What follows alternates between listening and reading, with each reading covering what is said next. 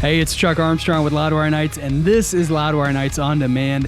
It was such a privilege to get a chat with Deryck Whibley of Sum 41 as we covered a ton of ground from the end of the band to his memoir that's coming out later this year. This first aired on Thursday, July 11th. Enjoy.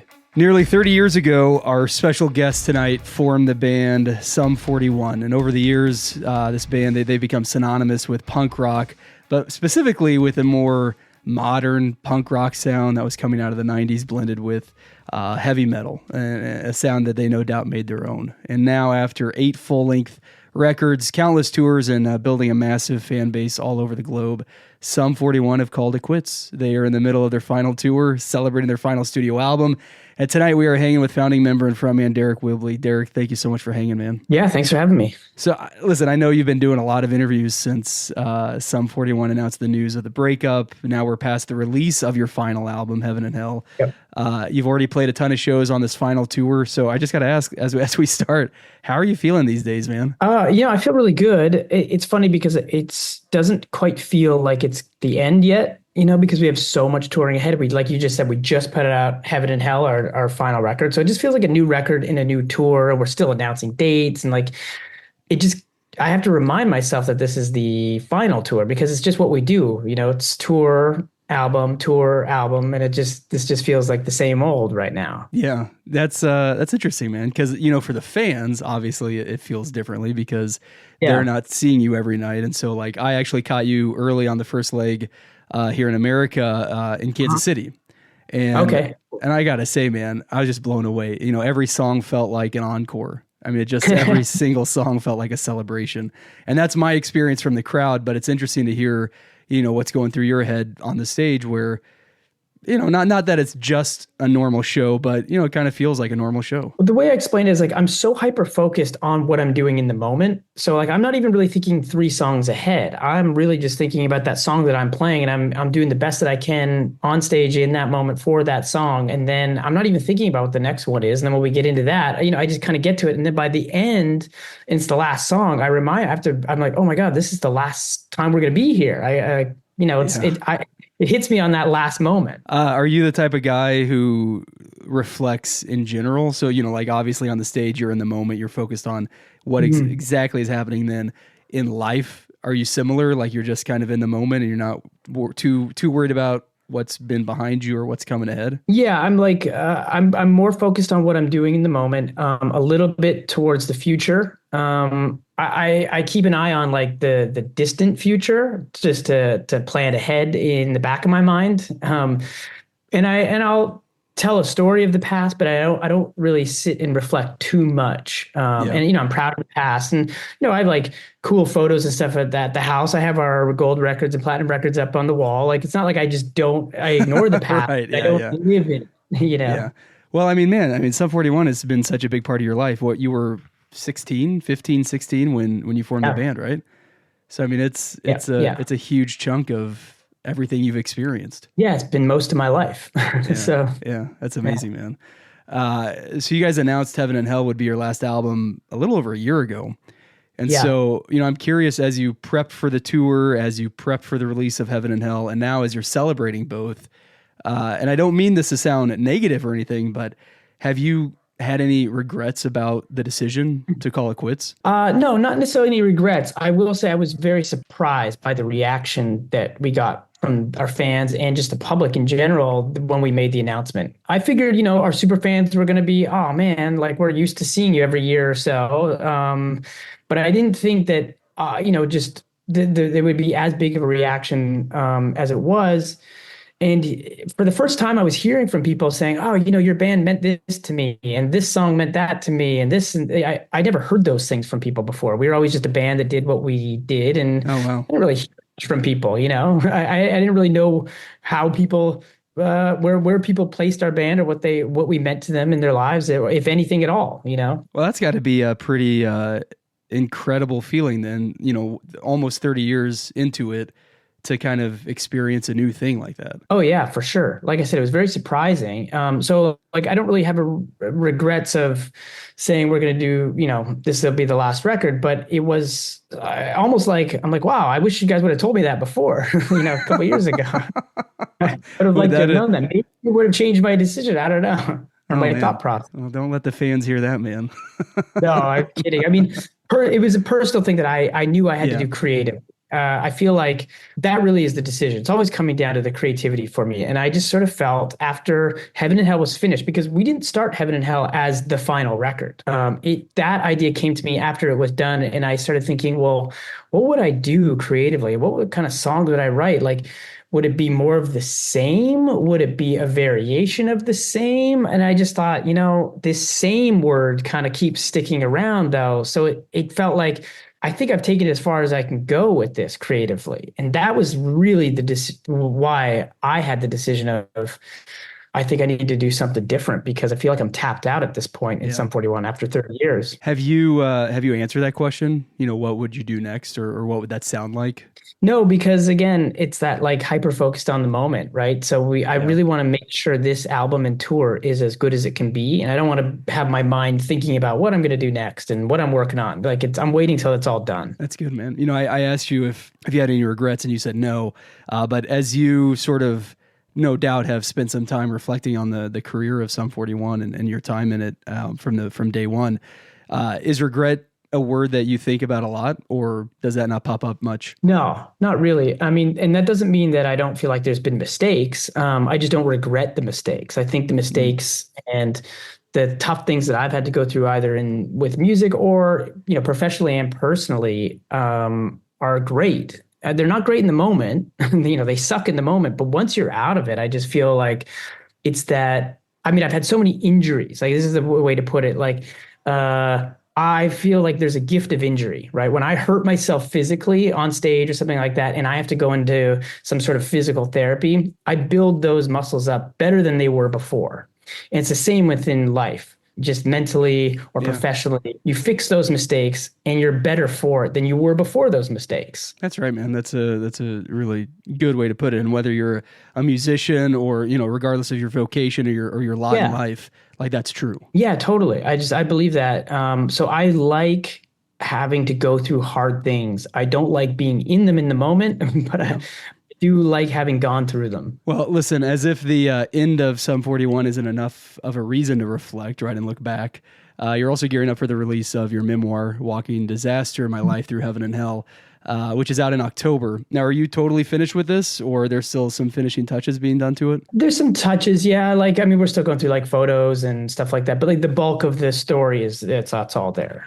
We've recently had Serge Tankian on the show, and then Lamb of God's Mark Morton. They both have released memoirs this year, and they both said that it was much harder to write and release a book than it was to create a record. Do you relate to that? No, not necessarily. I kind of felt it was a little similar to making an album for me. And of course, it's going to be different for everybody. But I feel like writing a book was actually a little bit easier than I thought it was going to be. I didn't set out to write a whole book on my own. It just sort of turned out that way. And it kind of came out a lot quicker than I thought. I thought I was going to need a lot of help with it. But as I started writing, within 6 weeks, I was done the whole thing. So I was just like, oh, Wow. I guess I'm just going to write this whole thing on my own. And and that's that. So yeah, I mean, it can be harder. I can understand that because it's very personal. It just depends on what you're going to do. I mean, for me, I think the thing that made it easier for me was right from the beginning when I was trying to figure out how to write this thing. I just said, you know what? I'm going to write this and I'm not going to try to make myself sound cool. That's my number one rule is don't try to make yourself sound cool. Just write the fucking story, just Yeah. write it. And if you don't like certain parts, you can edit it later. You can take it out. And at the end of it, I didn't take anything out. I just left it all in. It's interesting too to hear you talk about fans coming up to you and saying like, this song saved me or this song really changed my life. And that's sort of the power of music and certainly the power of rock and roll. And then a book it's different, but also powerful. But it's such a different artifact for you because it's this written word that is out there forever, right? It's not a 3-minute song or an album that someone might listen to and then not return to for a while. But this book is it's out there, man. Is that weird for you to kind of have your life And I know it's not out yet, so you're gearing up for it. But is it weird to think about that? It is to a certain degree. I think it's going to be hard when it's coming out or when it actually does come out. Because again, like when I'm in the moment, I'm not really thinking about the future. I'm just thinking about how do I write the most honest thing I can. And then when it's done, I'm like, oh man, this thing's really honest. And then I'm not really thinking about it coming out. But once it comes out, I'm going, what was I thinking? Yeah, I guess that's one of the not drawbacks, but one of the realities of living in the moment, right? Exactly. That you have to live in the moment. Yeah. So it's interesting you said that when you guys started working on Heaven and Hell, that wasn't going to be necessarily the final Sum 41 album. How did that time out with you writing the memoir? Like, did these things kind of come together at the same time? No, they sort of happened in a row. I mean, the talk of a book has been around for a while, and I've had some meetings with agents and publishers over the past few years, and the timing just wasn't right, and it just wasn't working out. And the idea of it always sounded kind of cool, but then all of a sudden, the timing just happened to work out. I think with the pandemic, that lockdown time is really when I wrote all the music. And then when that was finished, there was still time before we were really kind of getting back out there. So that's when the book started kind of coming together. Got it. So, I think if the lockdown period didn't happen, then maybe all this stuff wouldn't be happening right now for me. Double record, I'd be able to write a double album. Yeah, that's true. I mean, what a crazy thing too, to be here in 2024 still talking about like the effect of that pandemic, right? Mm-hmm. Yeah. For me, it just obviously it gave us all a lot of time at home, but for me, I just dove into writing all the time. Did the book, writing the book, editing the book, prepping it for release, has that helped you process or think about the end of Sum 41? Or have those two kind of things kind of lived in a vacuum from each other? I mean, again, the timing just seemed to work out, right? Naturally. So as I sit back and I'm putting all this stuff together, it dawned on me that like, wow, it seems like all this stuff is like intentional. It was all meant to be because it's all kind of wrapping up together at the same time. Putting a memoir out at the end of Sum 41. Like when I said yes to doing the book, we hadn't made the decision yet to call the band quits. Like things were just in motion still. The band was still going. We're making a record and I'm going to write a book and then we're going to go on tour and then we'll do another album. And it was just going to be like that. And then as the decision was made, it's like, wow, this timing really worked out perfectly. Anything surprise you as you wrote this memoir? I mean, it sounds like you wrote it so quickly, which I think has to be pretty unique, that you're able to just pour it out in a matter of 6 weeks. But as you did that and as you sat back and thought, wow, I wrote this all, here it is, and you start editing it, you get it ready for release. Did any story pop out to you or surprise you? Like, man, I totally forgot about that. Like until I was in the mode of writing and putting all this down, I kind of hadn't thought about that for a while. Not necessarily. There were things that surprised me, but there wasn't anything that I'd forgotten about. I have a really strange memory, and I think it kind of runs it with people in my family where I have a really, really good memory. And not only that, like everything we've ever done has pretty much been on tape. So if there was anything that I was unsure about, I have 3,000 hours of Sum 41 tape at home. Just go and fact check that, which I did a couple times. But the thing that surprised me was how much can't fit in a book that you think would be a great story for a book. And then you get into it and you're writing it and you're like, oh man, like that really great, funny, wild story with like Motley Crue or with like whoever, like some, at Ozzy Osbourne's house or whatever it is. You always thought like, well, I tell that in a book and it doesn't fit because it doesn't make any sense in the context of your journey. It's a great story to tell your friends something, but like when you're telling this story about, on the Doesn't Look Infected record, there was this and that in the record company and this, and it's like an important story of the journey. You can't be like, oh yeah, and then by the way, we went to like this crazy party, and then you're like back to like the real story again. It doesn't work, right? So that was what surprised me: the amount of stories that just didn't make it. Well, listen, man, we're friends now, and you're hanging out on Loudwire Nights. What's a story? Is there a story that, and you don't have to get too deep into it, but that you kind of share with us that didn't make the book? I mean, listen, you mentioned Motley, you mentioned Ozzy already.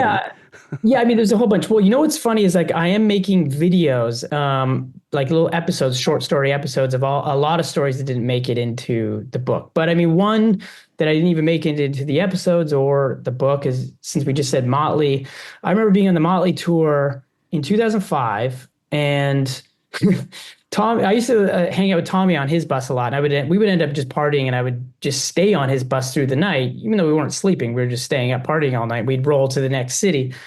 And I remember we rolled into the next city around 9 a.m. and we were still partying. And he got to his hotel room, and we were going to go in. And, he always had great hotel rooms, like huge suites. And we'd roll in. It's like, it's like a penthouse of a whole floor of a Sure, nice yeah. hotel. We would just go continue partying.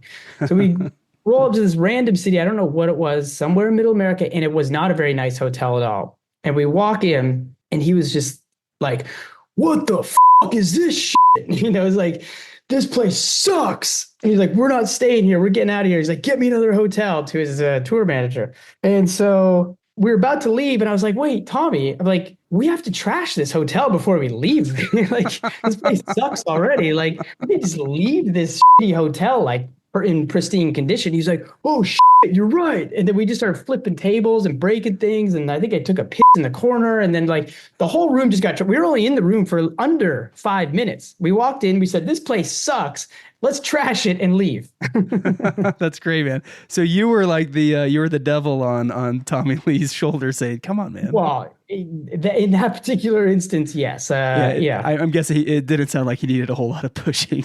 No, not really. I mean, there was, in those times, I mean, we were pretty good drinking buddies. I mean, Tommy's a great drinking buddy for anybody, obviously. Sure. But we liked to drink back in those days together. We were pretty good. All right. Thank you for sharing that, man.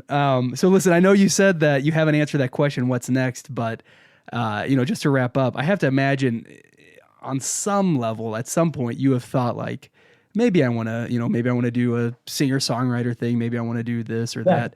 Like, have you sort of come up with ideas? I can't help but write songs all the time. And I've always written songs that have not sounded like Sum 41. And sometimes I bring those songs and I turn them into Sum 41 songs. And but I do write a lot of stuff on acoustic that I've always thought, well, that would never make anything, Sum 41 related. And I still continue to do that stuff. Sometimes I write songs on piano. Sometimes I write songs that are just, I don't know, don't sound anything like acoustic or metal or rock or anything. It has more of like samples and loops and stuff like that to it.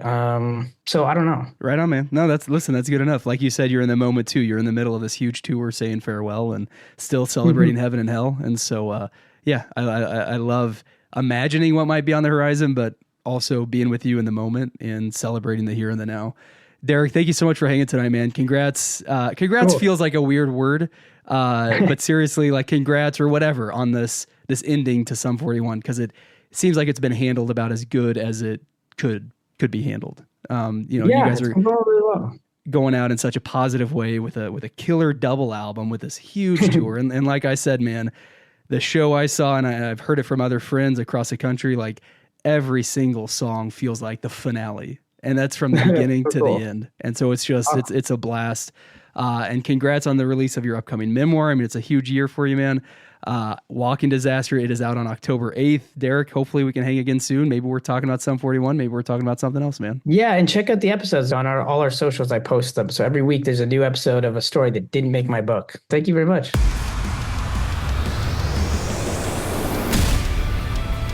That wraps up this episode of Loudwire Nights on Demand. Stay caught up with everything happening in the world of rock and metal on the Loudwire app and at loudwire.com.